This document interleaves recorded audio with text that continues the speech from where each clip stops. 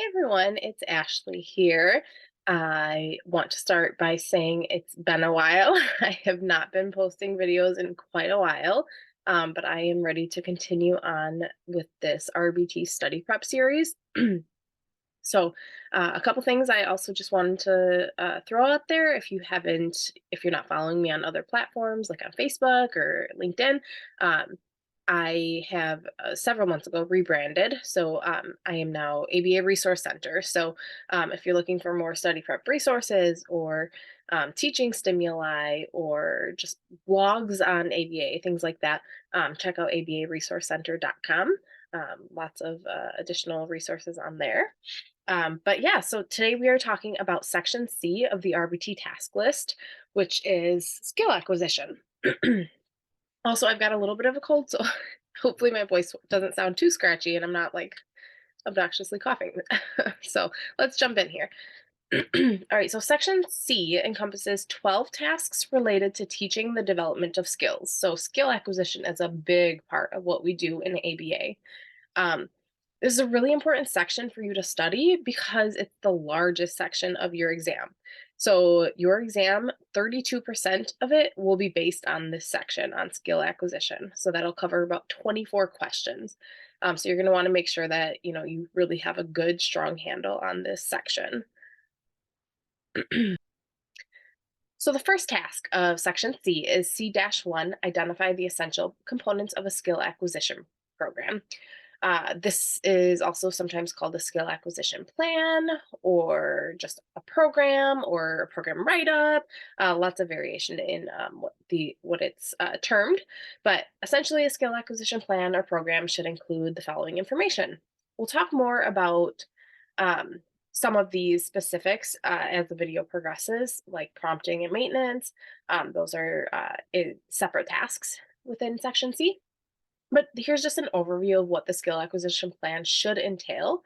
It should describe exactly in detail the skill is that's being taught. So there should be an operational definition that's clear and concise, that you know exactly what skill you are teaching.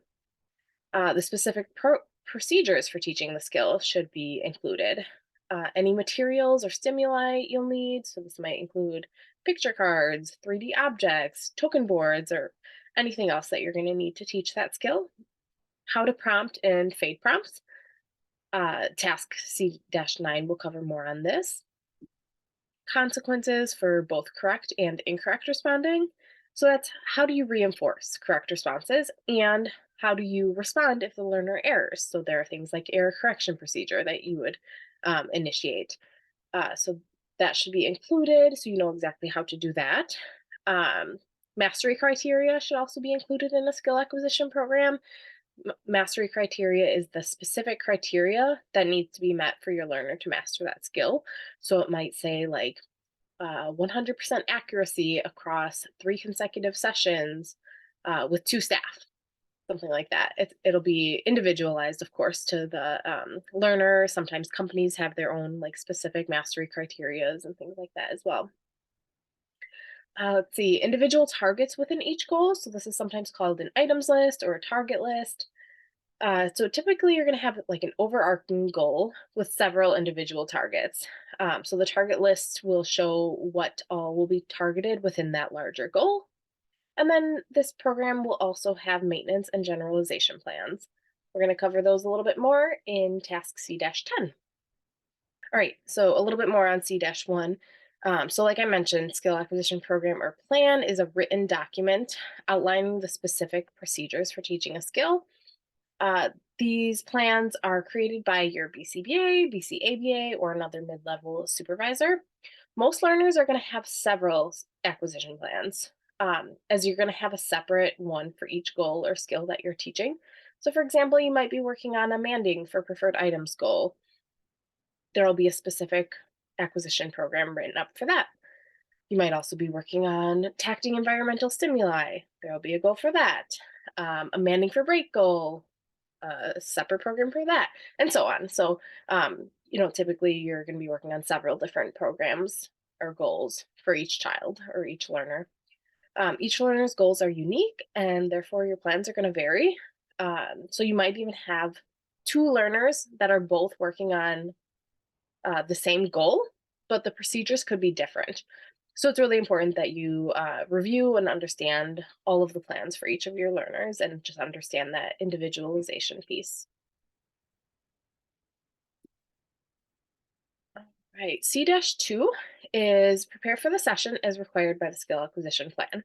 This is fairly straightforward, but just know at the beginning of each session, you're going to want to spend a few minutes preparing your environment using the information within the session procedure and skill acquisition plans. So this might include preparing stimuli, materials, reinforcers, anything that you need to have quick and easy access to just be able to like grab and move along. This might include prepping data sheets, starting timers. You might use timers for the session, grabbing clickers, or whatever else you might need. Um, Anything else outlined in your learner specific plan. C-3, use contingencies of reinforcement. Contingencies of reinforcement covers several different terms. So let's start first with unconditioned versus conditioned reinforcers. Unconditioned reinforcers are things that are innately reinforcing to humans. So think food, water, sex, warmth, comfort. These are things that don't have to be paired with anything and are instead instantly reinforcing to humans from day one. Conditioned reinforcers, on the other hand, are things that do require pairing with other reinforcers to gain their reinforcing value. So think of things like toys, money, tokens. None of those things are immediately reinforcing to humans at birth. So those are things that are only going to gain reinforcing value by being paired with other unconditioned and conditioned reinforcers. Schedules of reinforcement. So, schedules of reinforcement tell us how often we should be providing reinforcement for a particular behavior.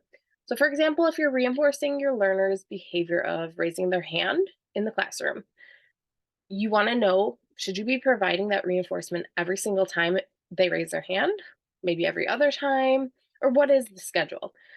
So, as with everything else, it's important to note that the schedule is determined by your behavior analyst based on an analysis of your learner's unique needs. So, every learner's schedule of reinforcement will be different. There's your learners can have different schedules of reinforcement as well. Like you might be providing reinforcement at one rate for one behavior and another rate for another behavior. So just know that it's very individualized. So one type of reinforcement schedule is called continuous reinforcement. You might see the acronym CRF. This is when you reinforce every single time that your learner engages in that particular behavior. So let's keep using this hand raising behavior for simplicity. If you were using continuous reinforcement, you would provide reinforcement every single time they raise their hand in class. Conversely, intermittent reinforcement is when you reinforce some, but not all occurrences of that target behavior. So, an intermittent schedule of reinforcement would mean that you wouldn't reinforce every single time that your learner raised their hand. You would reinforce some, but not all. I know that sounds a little bit vague, but don't worry. The next slide, we're going to discuss the 4 intermittent schedules of reinforcement, which would tell you more specifically um, how often. So, not just some of the time, but like exactly how often you should be reinforcing that behavior. So, there are 4 main intermittent schedules of reinforcement. Each of these are going to be either fixed.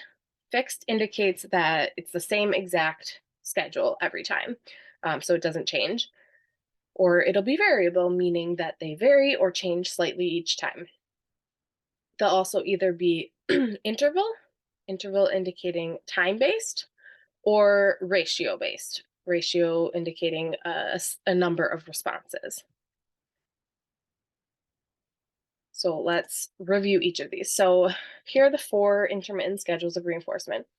If your learner has an intermittent schedule of reinforcement, your BCBA should specify the type of schedule and how often to provide that reinforcement. So the first one is fixed interval. Providing reinforcement, this is providing reinforcement after a fixed amount of time.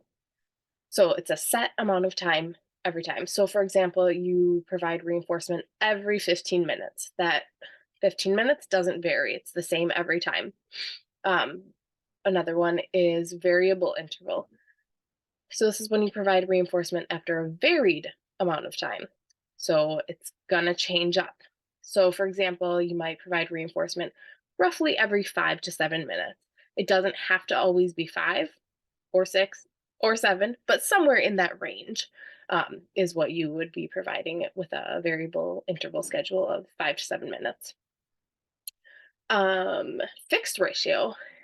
Fixed ratio is where you're providing reinforcement after a fixed number of responses. So again, fixed indicating does not change. You should do the same every time.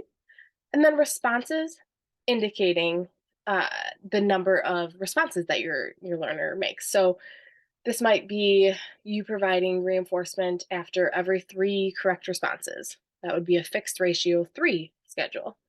So every 3 correct responses your learner provides, you would deliver reinforcement. So again, that would not vary. It wouldn't be 3, 4, 5. Sometimes you provide 3, sometimes 5. It would always be every 3 responses, they receive reinforcement. The last schedule of reinforcement here is variable ratio. This is where you're providing reinforcement after a varied number of responses. So maybe you provide reinforcement after every 7 to 10 responses. So it's going to be somewhere in that range, averaging around 8 or 9, but somewhere between 7 to 10. So again, when you have a intermittent schedule of reinforcement, your BCBA will specify what specifically you should be doing. So none of this is like you just making up a schedule or guessing or anything like that. You will be trained on specifics with your individual learners from your BCBA or BCABA. But you should know what each of these schedules is and what it means, and you should be able to identify different schedules when you like looking at scenario questions and such. C-4, implement discrete trial teaching procedures. Discrete trial teaching, or sometimes discrete trial training, the acronym DTT. This is a commonly misunderstood practice, but essentially it's a structured form of teaching consisting of a few components. First, there's an SD. The SD is also known as the discriminative stimulus.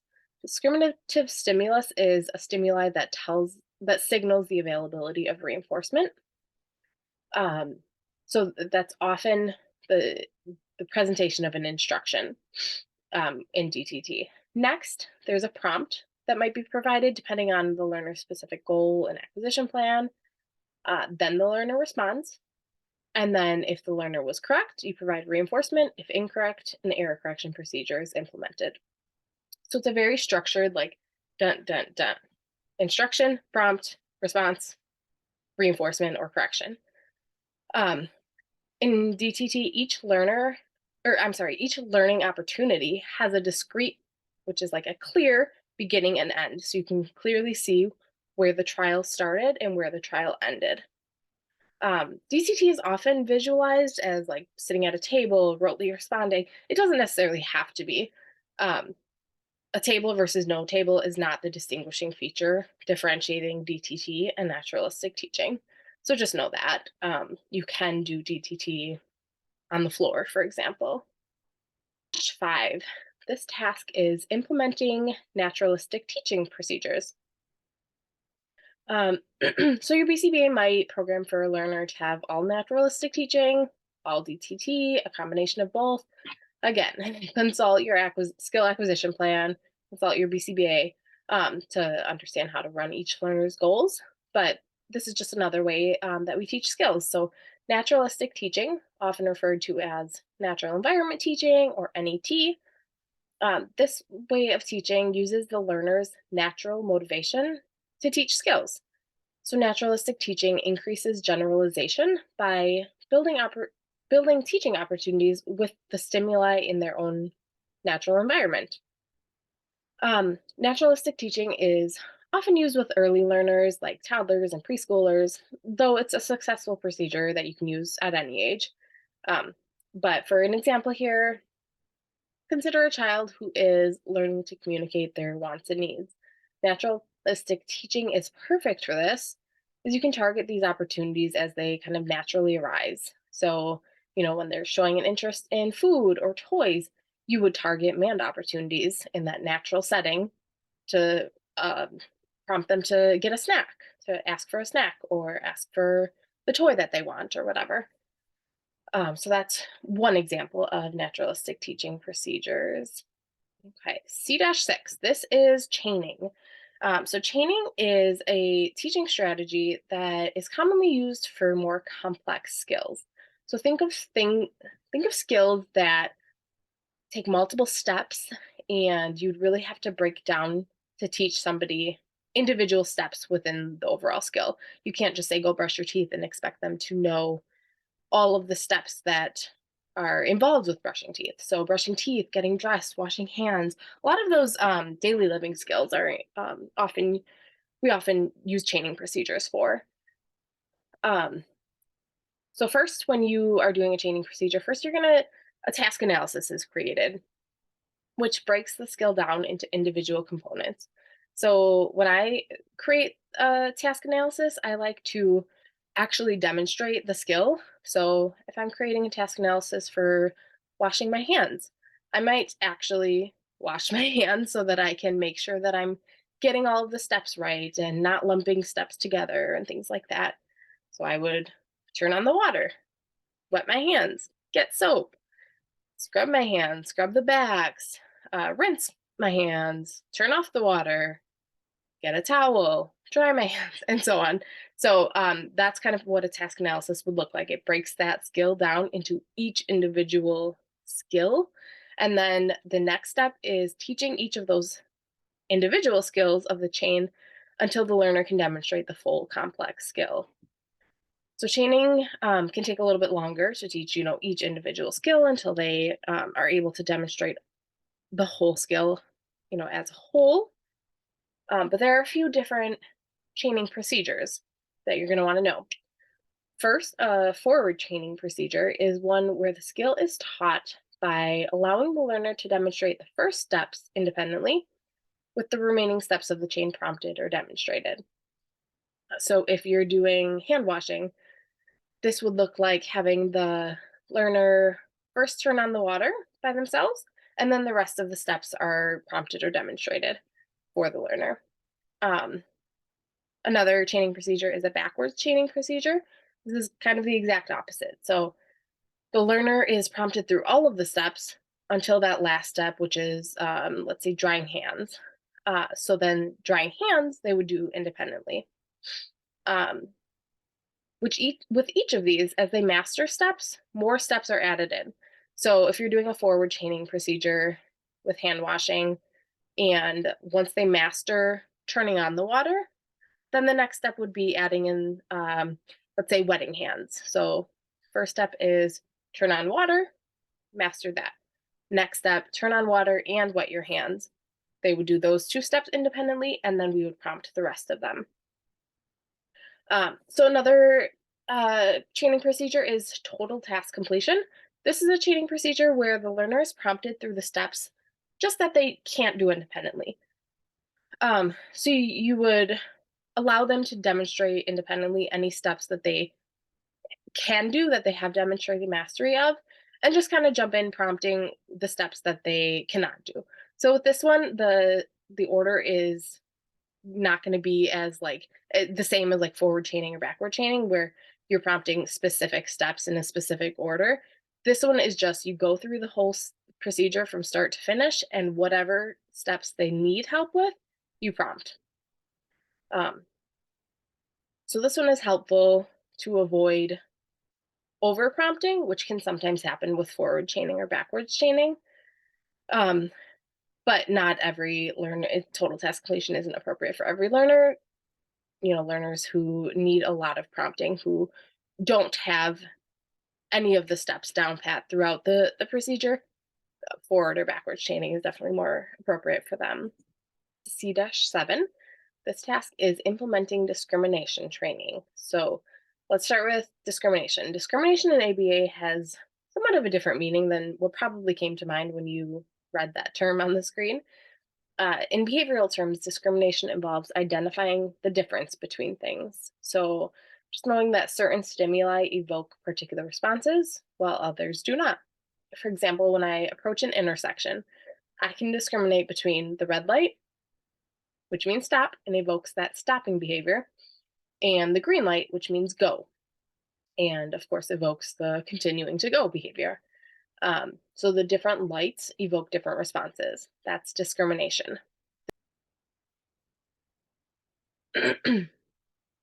Discrimination training, therefore, involves teaching the learner to differentiate between stimuli. You can do this through your delivery reinforcement. So, for example, your learner points to a red car and says, red car. You're going to provide tickles, maybe say, yes, that is a red car. Lots of reinforcement. Um, but then when they point to a blue car and say red car, you're not going to provide that same reinforcing response. You might instead neutrally say, that's a blue car. So differentiating, helping them to differentiate between stimuli and the responses. And again, you do that through your delivery of reinforcement. Next up, C-8, implement stimulus control transfer procedures. So, stimulus control is demonstrated when rates of responding are exclusive to or significantly higher in the presence of a particular stimulus. So, let's use the stoplight example again. A red light has stimulus control over my response to stop my vehicle. As I approach the intersection, when I see that red light, I stop. I would not do that if the light was green or if there wasn't a stoplight there at all. So the red light has that stimulus control over my behavior of stopping. Stimulus control transfer procedures then consist of fading your prompts, so the stimulus control transfers from prompts to a more naturally occurring stimulus. So, for example, if your learner is dependent on a verbal prompt to wait, so you want to teach them to respond maybe when you just put up one finger. So one finger as like a nonverbal cue of wait. Um, so to do this, you would systematically pair the verbal cue and holding your finger up while fading the verbal cue out until your learner can respond without that verbal wait. So eventually they would learn when you put up that one finger, that means wait. So that would be an example of of of transferring the stimulus control. C-9, implementing prompt and prompt fading procedures. So first, a prompt is any type of assistance used to evoke the target behavior. An important note here is if it doesn't evoke the behavior, if the learner doesn't demonstrate the behavior with your prompt, then it really wasn't a prompt. A prompt has to evoke the behavior. Um, prompts can be full physical, such as like hand over hand prompting, partial physical, like guiding your learner's hand, or gestural, like pointing, full verbal, partial verbal, or modeling. Modeling is where you demonstrate the skill. So there's lots of different prompts, and again, every learner is going to have their own prompting procedures. Again, consult your skill acquisition plan for specifics. Prompt fading consists of going from more intrusive to less intrusive prompt methods. So, for example, if you are doing a full hand over hand prompt for maybe washing hands, um, prompt fading might consist of fading that out to partial guidance, guiding their hand, partial physical prompt, sorry. And then moving on to maybe a gestural prompt.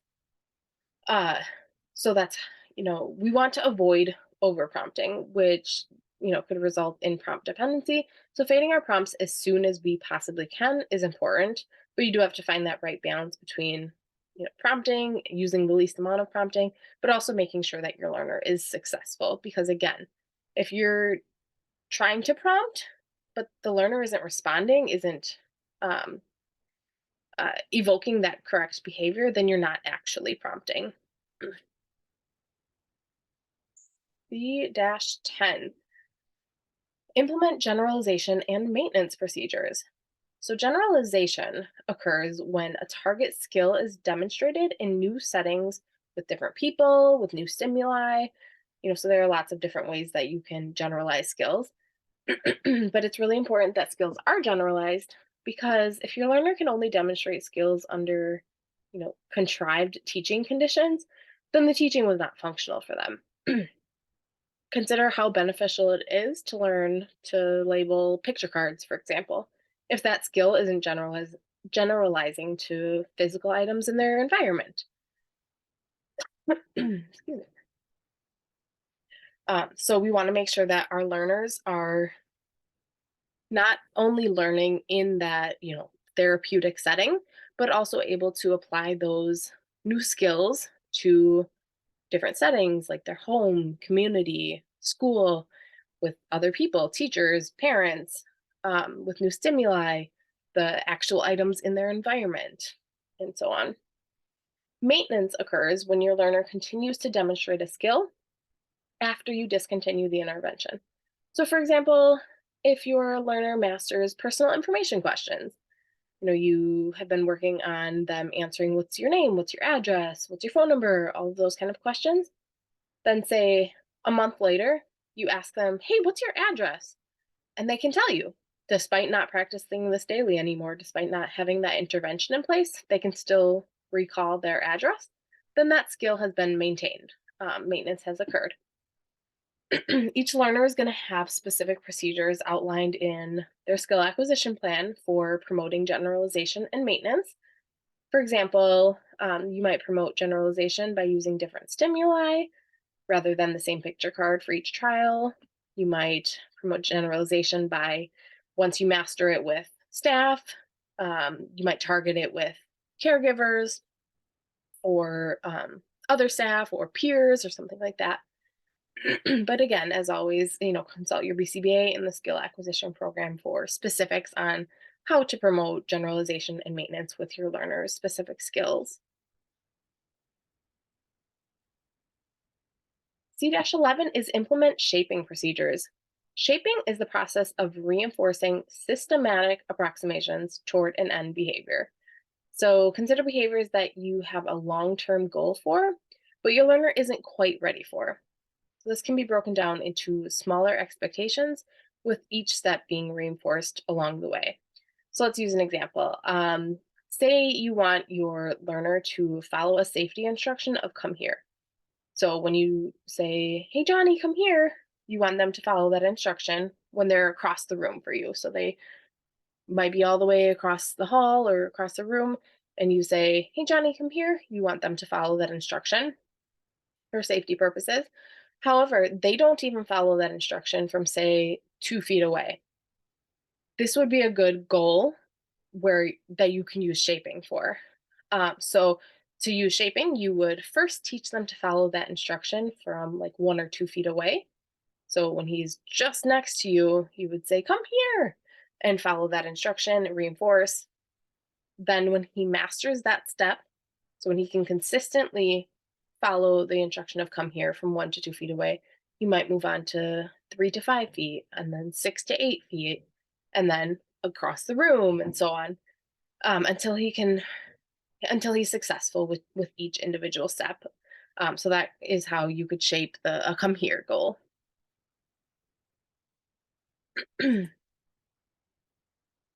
C-12 is implement token economy procedures. So, a token economy is a procedure used to reinforce target behaviors. A token economy is going to have a written procedure outlining the following information. So, the target behaviors. So, an operational definition of what specific behaviors you're going to reinforce with tokens. It'll have tokens. So, these are an item that's provided when target behaviors are observed. These can be stars, stickers, tallies, dollars, anything else. And oftentimes these are individualized to what the learner's interests are. Um, it'll also have a backup reinforcer or backup reinforcer menu. This is once the learner earns a specified number of tokens, they can cash in for a backup reinforcer. So once they earn 10 tallies, they can play outside, for example. Um, these might be tangible items or activities, again, individualized. And then there will be a schedule of reinforcement, of course. So, how often tokens are provided should be included in that token economy procedure. So, those are the 12 tasks in Section C, skill acquisition. Let's move on to a couple of practice questions just to test your knowledge and see how you're feeling about this section. Section C, practice question number 1. Which of the following is not a component of a token economy? A, tokens, B, a backup reinforcer, C, a prompting procedure, or D, target behaviors. If you guys have seen my previous RBT study videos, you know I like to eliminate options that right off the bat that um, I know are not accurate and go from there. So, right off the bat, of course, tokens is in the name. So, we know that tokens are definitely going to be included in a token economy. Let's see what else. We need a target behavior. Target behavior tells us exactly what we're reinforcing. So, we definitely need those in a token economy as well. So, then it comes down to backup reinforcer or prompting procedure. Well, in a token economy, we always have a backup reinforcer. So you're not just handing out random tokens like, great job, here you go, here's a token, and not having something for them to um, cash in for. So there should always be, I have seen this before where a common error in token economies where people, learners are just building up, getting a bunch of tokens, but there's nothing for them to cash in on. Then it's not a token economy. So that is an important aspect. So C, a prompting procedure. There might be, skills that you're teaching um, that you have prompting procedures for and skill acquisition plans, but the token economy itself wouldn't really have a prompting procedure. So that would be the answer, C, a prompting procedure. Next, you get paid every Friday for the previous week's work. What type of reinforcement schedule is this? So again, let's see what we can eliminate. So let's see, a fixed ratio. We know that this is asking for time-based. So you get paid every Friday. Friday would be an interval based because interval indicates time. So we can eliminate the ratio schedules of reinforcement. So we know fixed ratio and variable ratio right off the bat would not apply. You get paid every Friday. That's time based. So is it fixed variable, fixed meaning the same, or variable? I'm sorry, is it fixed interval, fixed meaning time, or variable interval meaning a varied amount of time? It says every Friday, which indicates it would have to be fixed. So a fixed interval schedule of reinforcement is what most people um, are reinforced on for like in their paychecks. So typically you are going to get paid after a set amount of time. So every 2 weeks, 1 week, once a month, whatever it is. So that's all for section C. Thank you. Please be sure to subscribe for more videos of the RBT task list. Let's see, there are going to be 3 more. Nope. Yeah, 3 more. We've got D, E, and F still. So those will be coming up shortly. And then check out abaresourcecenter.com for more study materials. There's a full-length study guide, mock exams, flashcards. There's also just some blogs with additional information about what to expect on the RBT exam and things like that. So feel free to check that out. But thank you. I appreciate you tuning in. Have a great rest of your week.